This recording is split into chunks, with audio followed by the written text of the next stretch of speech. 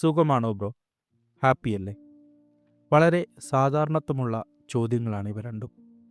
പക്ഷേ ഈ ചോദ്യങ്ങൾ ആത്മാർത്ഥതയോടെ നിങ്ങൾ ഒരാളോട് ചോദിച്ചിട്ടോ ഒരാൾ നിങ്ങളോട് ചോദിച്ചിട്ടോ എത്ര കാലമായി കാണും? ഏകാന്തത വളരെ നോർമലൈസ് ചെയ്യപ്പെടുന്ന വർത്തമാനകാലത്തിലൂടെയാണ് നാം ജീവിക്കുന്നത്. മുമ്പെല്ലാം വിജനമായ ഇടങ്ങളിലാണ് ഒരാൾ ഒറ്റപ്പെട്ടിരുന്നതെങ്കിൽ ഇന്ന് ആൾക്കൂട്ടത്തിൽ തന്നെയാണ് ഒരാൾ തനിച്ചാകുന്നത്.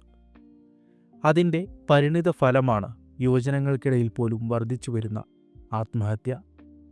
ഇന്ന് നമ്മൾ സംസാരിക്കാൻ പോകുന്നത് ഏകാന്തതയെക്കുറിച്ചാണ്. വീഡിയോയിലേക്ക് സ്വാഗതം.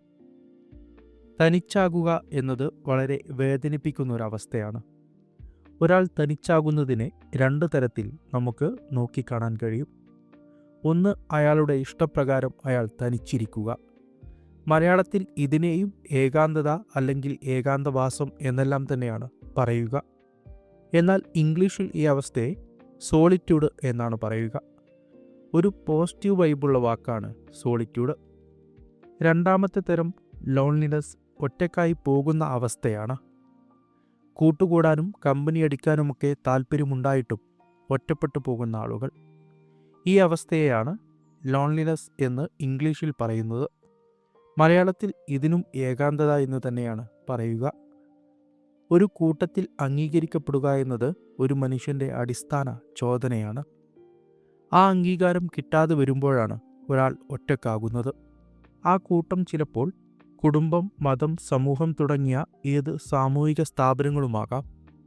ഏതെങ്കിലും തരത്തിൽ തൻ്റെ നിലനിൽപ്പിനെ അപ്പുറം നിൽക്കുന്നവൻ അംഗീകരിക്കുകയാണ് ഒരു മനുഷ്യന് വേണ്ടത്. ആ അംഗീകാരം ലഭിക്കാതെ വരുമ്പോഴാണ് ഒരു മനുഷ്യൻ ഒറ്റപ്പെട്ടു പോകുന്നത്. മനുഷ്യൻ്റെ അടിസ്ഥാന ആവശ്യങ്ങളായ വെള്ളം, ഭക്ഷണം, പാർപ്പിടം എന്നിവ പോലെ തന്നെ ആവശ്യമായ ഒന്നാണ് അവന് കൂട്ട് എന്നതും. എന്നാൽ ഒറ്റപ്പെടലിനെ വാഴ്ത്തുന്ന ഒരുപാട് പേരെ കണ്ടിട്ടുണ്ട്. ഇൻടു ദ വൈൽഡ് എന്ന സിനിമ നമ്മളിൽ ഭൂരിഭാഗം പേരും കണ്ടിട്ടുണ്ടാകും. പണ്ട് മുതലേ ഇഷ്ട സിനിമകളുടെ പട്ടികയിൽ ഉള്ളതാണ് ഇൻടു ദ വൈൽഡ്. പക്ഷേ അതിൻ്റെ കോർ ഫിലോസഫിയുടെ വിപരീതമായിട്ടാണ് ആ സിനിമ ആഘോഷിക്കപ്പെടുന്നത് എന്ന് തോന്നിയിട്ടുണ്ട്. കുറെ മുമ്പ് കണ്ടപ്പോൾ ഞാനും അങ്ങനെയൊരു തലത്തിലാണ് ആ സിനിമയെ നോക്കിക്കണ്ടത്. സമൂഹത്തിൻ്റെ എല്ലാ കെട്ടുപാടുകളിൽ നിന്നും ഒളിച്ചോടാൻ ആഗ്രഹിക്കാത്തവരായി ആരും തന്നെ ഇല്ലെന്ന് തോന്നുന്നു. ജീവിതത്തിൻ്റെ ഏതെങ്കിലും ഒരു പോയിന്റിൽ അങ്ങനെ ആഗ്രഹിച്ചവരാകും എല്ലാ മനുഷ്യരും. യുവത്വത്തിൻ്റെ ആദ്യ വർഷങ്ങളിലാണ് അധികം ആളുകളും എല്ലാം ഇട്ടെറിഞ്ഞ് ഒളിച്ചോടാൻ ആഗ്രഹിക്കുക. അങ്ങനെയൊരു ഘട്ടത്തിൽ തന്നെയാണ് ഈ സിനിമ ഞാൻ ആദ്യമായി കാണുന്നതും. അങ്ങനെയൊരു ലൈഫ് ആഗ്രഹിക്കുന്നത് കൊണ്ട് തന്നെ വളരെ റൊമാൻറ്റിസൈസ് ചെയ്താണ് ഇൻടു ദ വൈൽഡ് എന്ന സിനിമയെ ഞാൻ നോക്കിക്കണ്ടത്. എന്നാൽ പതിയെ പതിയെ മാത്രമാണ് ആ സിനിമയുടെ കോർ ഫിലോസഫി മനസ്സിലാകാൻ തുടങ്ങിയത്. സിനിമയുടെ അവസാനത്തിൽ ക്രിസ് മെക്കാൻലെസ് ഒരു പുസ്തകത്തിൽ എഴുതുന്നുണ്ട്, happiness only real when shared. പങ്കുവെക്കുമ്പോൾ മാത്രമാണ് സന്തോഷം യാഥാർത്ഥ്യമാകുന്നത് എന്ന് ഈ വാചകത്തെ വിവർത്തനം ചെയ്യാനാകും. ഒരുപാട് നാളുകളുടെ ഏകാന്ത അലച്ചിലുകൾക്കപ്പുറം ക്രിസ് മനസ്സിലാക്കിയ സത്യമാണത്. പുസ്തകം വായിച്ചും ഭാവന നെയ്തും ഉണ്ടാക്കിയെടുത്ത പല തിയറികളെക്കാളും എത്രയോ 10 മടങ്ങ് വജ്രമൂർച്ചയുള്ള അറിവാണ് ഒരാൾ അനുഭവങ്ങളിലൂടെ നേടിയെടുക്കുന്ന അറിവ്. ആ അറിവാണ് സിനിമക്കവസാനം ക്രിസ് പുസ്തകത്തിൽ വിറച്ച് വിറച്ച് കൂറിയിടുന്നത്. ഏകാന്തത എന്നും മനുഷ്യനെ വേട്ടയാടുന്ന ഒന്നാണ്. ജീവിതത്തിൽ അധികമൊന്നും ആഗ്രഹമില്ല. എല്ലാം തുറന്നു പറയാൻ, അകമഴിച്ചു വെച്ച് കരയാൻ ഒരാൾ വേണം. അതുമാത്രമാണ് ആഗ്രഹമെന്ന് പറഞ്ഞ പലരെയും ഞാൻ ജീവിതത്തിൽ കണ്ടിട്ടുണ്ട്. മഹാനഗരങ്ങളിലെ ആകാശം മുട്ടി നിൽക്കുന്ന കെട്ടിടങ്ങളിൽ തനിയെ പാർക്കുന്നവർ, ആൾക്കൂട്ടങ്ങളിലൂടെ തനിച്ച് നടക്കുന്നവർ. ഇൻടു ദ വൈൽഡിലെ ക്രിസിനേക്കാൾ അധികം ഏകാന്തത പിടികൂടുന്നത് ആൾക്കൂട്ടങ്ങളിൽ ഒറ്റക്കായി പോകുന്നവരെയാണെന്ന് തോന്നിയിട്ടുണ്ട്.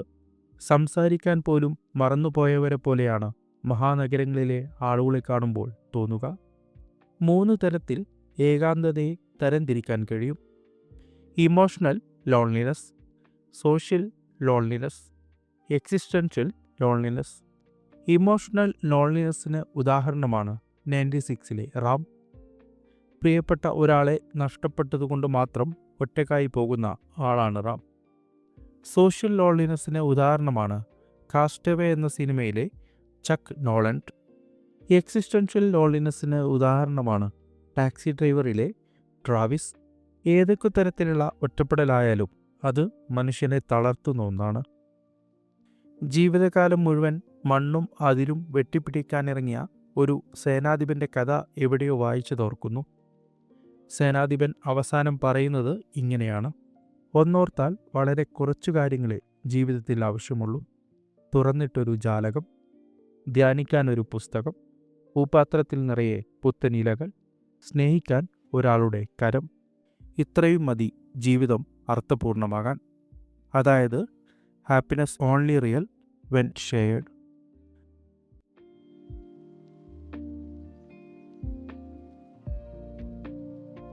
ആദ്യമായാണ് ഈ ചാനൽ കാണുന്നത് എങ്കിൽ മറ്റുള്ള വീഡിയോസും കണ്ടു നോക്കുക. ചാനൽ സബ്സ്ക്രൈബ് ചെയ്യുന്ന കാര്യം പരിഗണിക്കുക. നന്ദി.